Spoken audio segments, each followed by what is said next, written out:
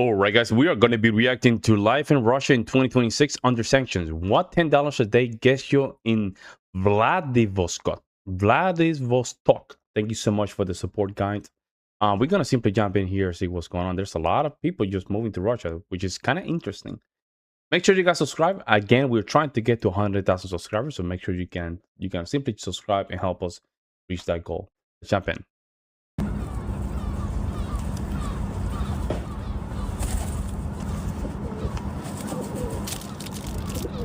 Vladivostok isn't a cheap place to live in Russia, and food prices here are about the same as in Moscow, sometimes even a bit higher, and recently prices here have increased. Vladivostok is a major port in Asian Russia and the capital of the Russian Far East, as well as a gateway to Asia. So let's see what you can really afford in this city in 2026. Today the dollar costs about 22 rubles, so our budget is 820 rubles. Okay. For breakfast I went to a small shop near my home, but prices here are a bit higher than in some supermarket chains. Most shops have ready-to-eat meals, since many workers come here to buy food, and they also have ovens, so they can heat up your meal for you.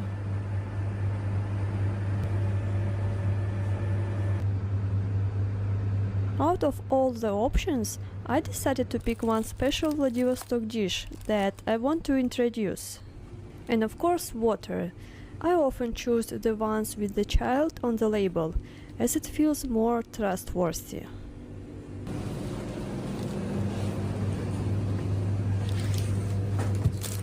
And something I cannot start my day without is coffee. So the breakfast cost me 250 rubles. In the top left corner of the video I show how much is left.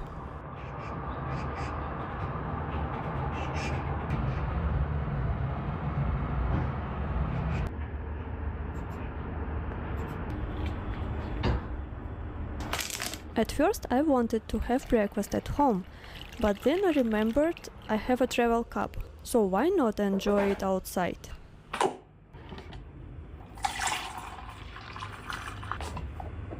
Damn, that's kind of cool.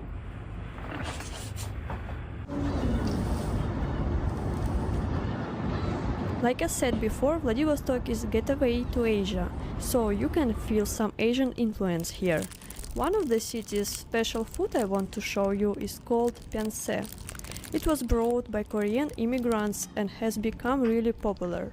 It's a steamed bun made from yeast dough, usually filled with meat, pork or beef, and cabbage, and a bit of pepper. I used to buy it often when I was a student, because it was cheap, filling, and delicious.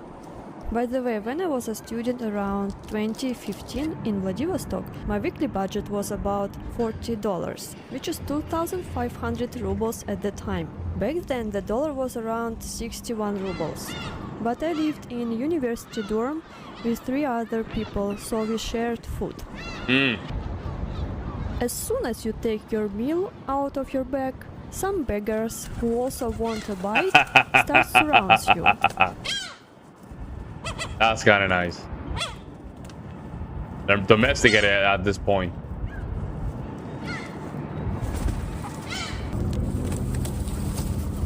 Hey, they're domesticated, yeah.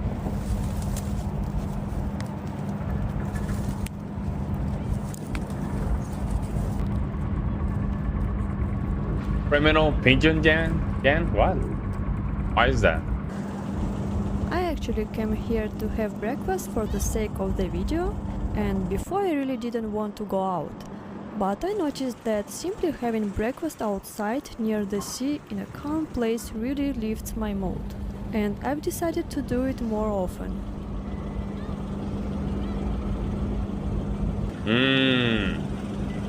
I also noticed that the more I stay at home, the more negative thoughts start creeping into my head. Oh. She might be, I don't want to say this. It might be, I'm not a professional diagnosis. I'm not a professional psychologist, but might be one sign of depression. Now let's The depression is a good way to really cure depression is the constant action. You have to have constant action, a constant activity. see how we can spend our day with that Damn. budget. She looks like a very nice lady too.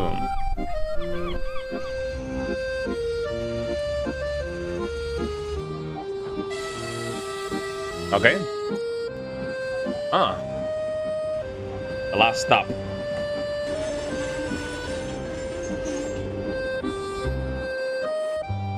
Wow, oh, they keep still keeping that one. All right. Beautiful. Even though it's located in the almost in the Asian side of Russia, it's still very European. Very European, very. Now we are in Wow. the central square of Vladivostok, where most tourists come first. So what can we do here on our budget? We can feed pigeons. However, this activity isn't recommended as it violates sanitary regulations. Pigeons can spread diseases, they also poop on landmarks, and overall make the place dirty. Yeah, it Another is true. option is to visit an Orthodox church. It's free, but you need to wear proper clothing, and women are required to cover their heads. However, here I didn't notice strict regulations. I showed it in my previous video, I left the link in the info cards. Then we can see a World War II Soviet submarine for free from the outside, and for about 200 rubles we can go inside. And like all tourists and locals, take a popular photo with the bridge. Or walk through one popular city's neglected area. It probably looks like a criminal neighborhood, but it's actually safe. The area had a criminal reputation in the late 19th and the first half of the 20th century. Okay. It was a Chinese quarter with its own rules and laws, a city within a city. It was called Millionka, which means millions, because many Chinese people lived there, and it was the most densely populated quarter in Vladivostok. The quarter had Chinese shops, small stores, restaurants, and even theaters, but it also had illegal brothels, opium dens, gambling salons, and fences for stolen goods. And in 1938, the Chinese residents were completely relocated. Now it's a popular historical landmark. Wow. So they keep it like that for tourism purposes. Wow. By the way, the pense I bought for breakfast today at the shop for 125 rubles. In a busy tourist spot cost 170 rubles.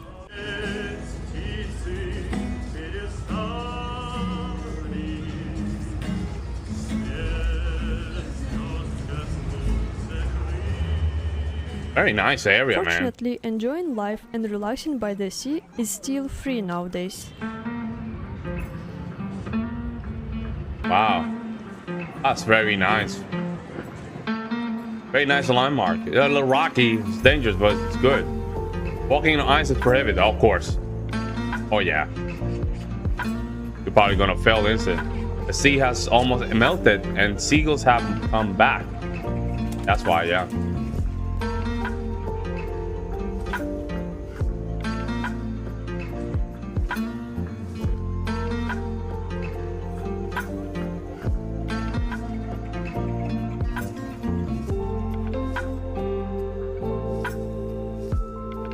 Let's go. Let's go. Yes.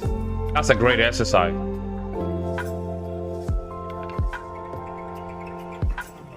Ooh, yes. Is this American cuisine? When it gets warmer, the street markets will also come alive on this central promenade. But for now, as we are living on a budget, we are going to the supermarket for lunch. Okay.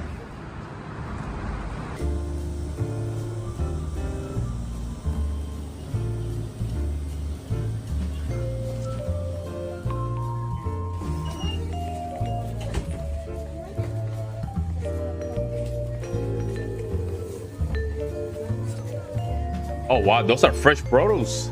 It's been a long time since I last ate instant noodles. which was also a popular meal for me during my student days on a budget. Yeah. Yep. So I decided to have it for lunch. There are different types. This one with fancy packaging is the most expensive, and this one is the cheapest I found in this shop. And this one is Russian instant noodles. Within all, I chose this one that cost 124 rubles. This was the highest price for 15 eggs in this shop, and this one is the lowest price for 10 eggs. But in the shop near my home, the lowest price is 175 rubles. Sounds about right.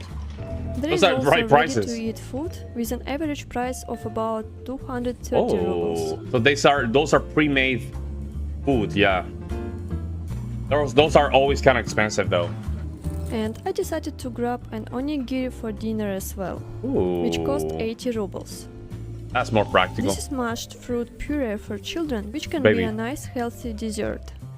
And in this shop, the water I bought in the morning is cheaper, it cost only 40 rubles, while near my home it's 65 rubles. Wow. So prices can change like 326. Prices can change only a couple meters from each store. That's actually something interesting. Now I came home to have a late lunch.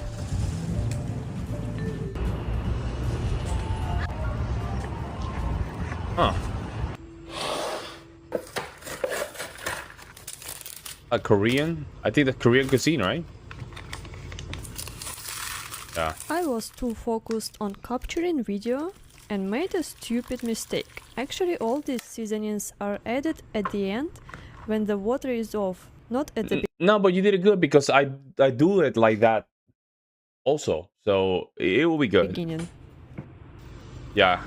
Anyway, it doesn't spoil the taste. Yep. She lives alone. Yeah, she lives alone, yeah. Since we have some money left, let's go to the last spot, which I think is a nice way to finish the day. And of course, we are taking the bus.